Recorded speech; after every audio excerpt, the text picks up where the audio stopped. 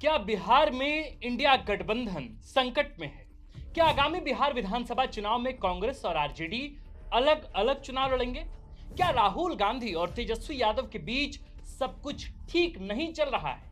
क्या लालू यादव के बयान से खफा राहुल गांधी इशारों इशारों में उसके सबसे बड़े हथियार को ही खारिज करने लगे हैं? या क्या राहुल गांधी का ताजा बयान आरजेडी पर सीट शेयरिंग में ज्यादा हिस्सा मांगने के लिए दबाव बनाने जैसा है?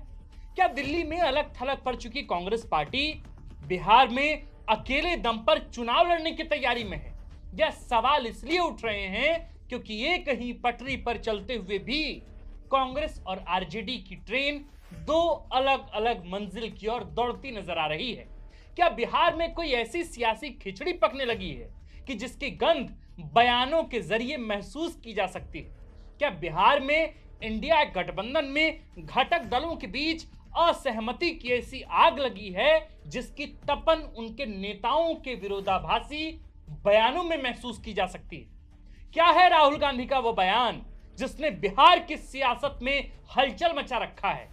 क्यों इसे आरजेडी के सबसे बड़े हथियार को निष्क्रिय करने के रूप में देखा जा रहा है? आखिर क्यों एक बड़े मुद्दे पर राहुल गांधी ने एक साल के भीतर ही यू टर्न मारकर सियासी पंडितों को भी चौंका दिया है? 2 दिन पहले पटना के बापू सभागार में संविधान सुरक्षा सम्मेलन में अपने संबोधन में राहुल गांधी ने कहा कि नीतीश कुमार द्वारा कराया गया जातीय सर्वेक्षण फर्जी है, बिहार के लोगों को बेवकूफ बनाया गया है।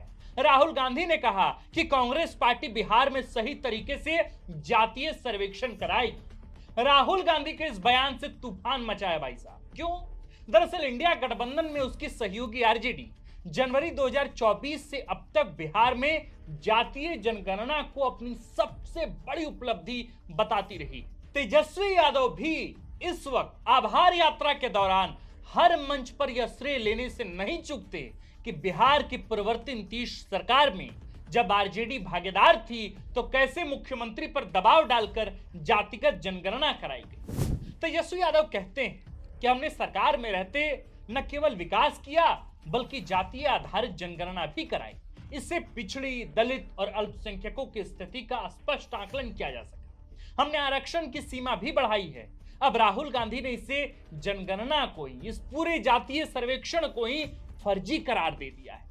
राहुल गांधी का यह बयान कितना विरोधाभासी है इसे ऐसे समझिए कि वह जिस जातीय जनगणना की बात कर रहे हैं वह तब कराई गई थी जब नीतीश कुमार एनडीए का नहीं, खुद महागठबंधन का, इंडिया अलायंस का हिस्सा था। आरजेडी और कांग्रेस उस सरकार में महती भूमिका अदा कर रही थी। पिछले 1 साल से तेजस्वी यादव और पूरी आरजेडी इस जनगणना का श्रेय लेने में भारी मेहनत कर रही है और राहुल गांधी इसे दूसरी तरफ फर्जी करार दे रहे हैं। मुख्यमंत्री नीतीश कुमार हैं।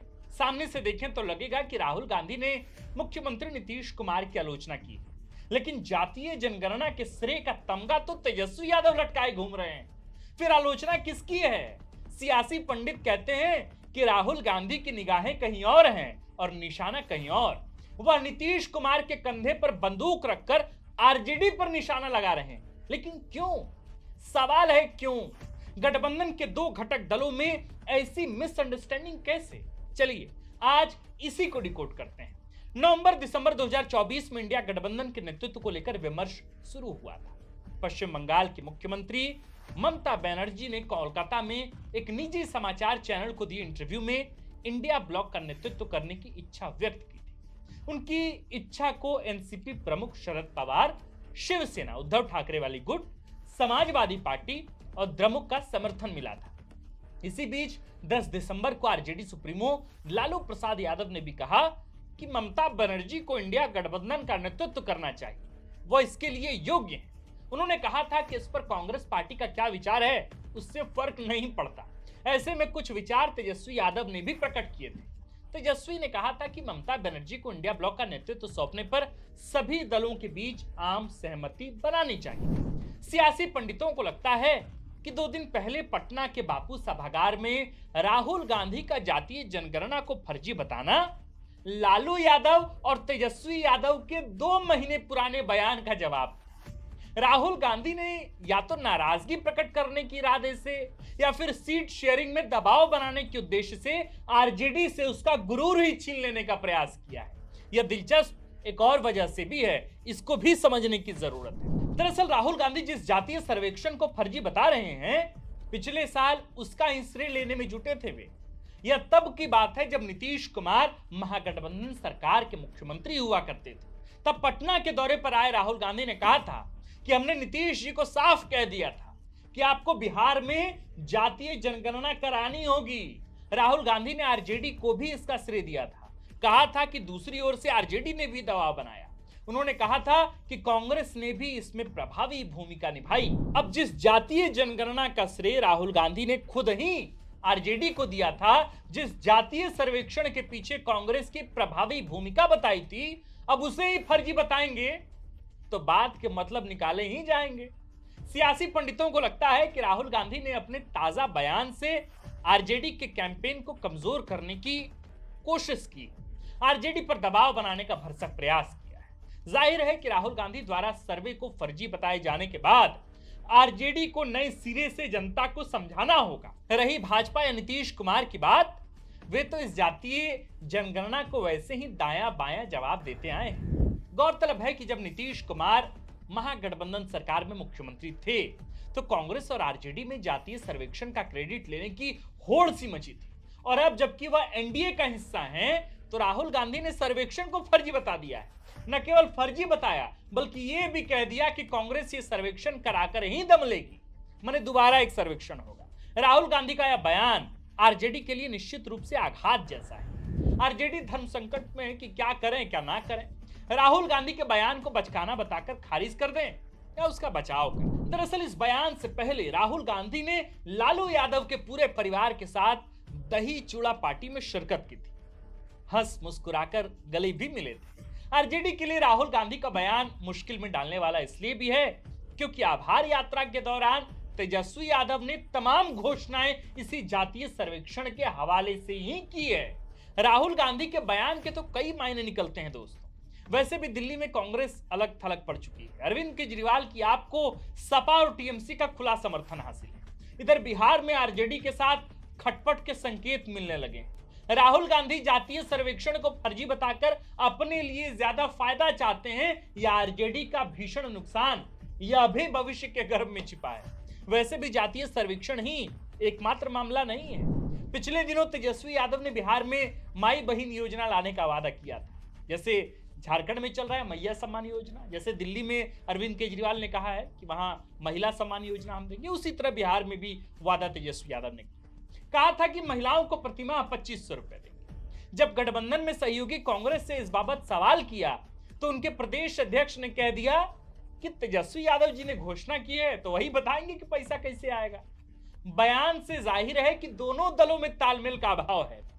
गठबंधन के सिरे उलझे हैं, उनको सुलझाना था, लेकिन राहुल गांधी के बयान से मामला और उलझ गया, कॉम्प्लिकेटेड हो गया। अब गठबंधन होगा या नहीं होगा तो किन शर्तों पर होगा, किसे कितनी सीटें मिलेंगी और उनका एजेंडा क्या होगा, सब कुछ तो फिलहाल भविष्य के गर्भ में ही छिपा है। जाते जाते अब एक जानकारी आपको दिए जाते हैं कि बिहार विधानमंडल ने 18 फरवरी 2019 को जातीय सर्वेक्षण कराने का प्रस्ताव पारित किया था। 2 जून 2022 को बिहार मंत्रिपरिषद ने जातीय सर्वेक्षण कराने का फैसला किया।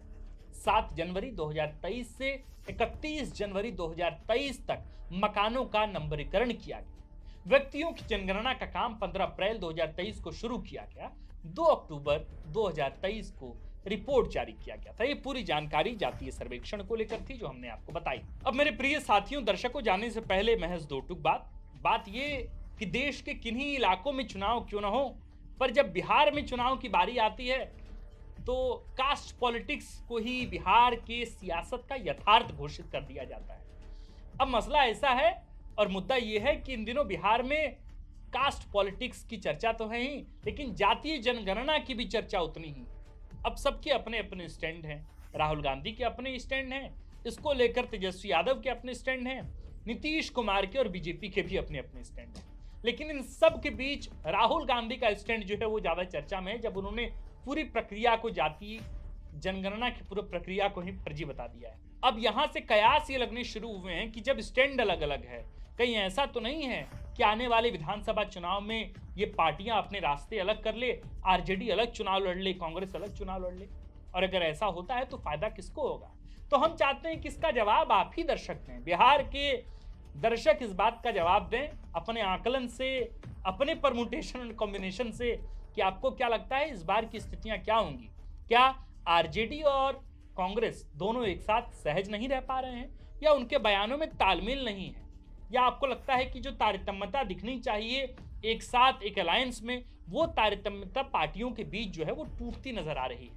आपका इस पे अपना ओपिनियन क्या है, हमें लिखकर जरूर बताएं। आप देख रहे थे द फोर्थ पिलर बिहार, हमारा नाम है आकाश आनंद, कैमरे के पीछे नीरज, और इस स्क्रिप्ट को, रिसर्च को लिखा है हमारे साथी सूरज ठाकुर ने। शुक्रिया।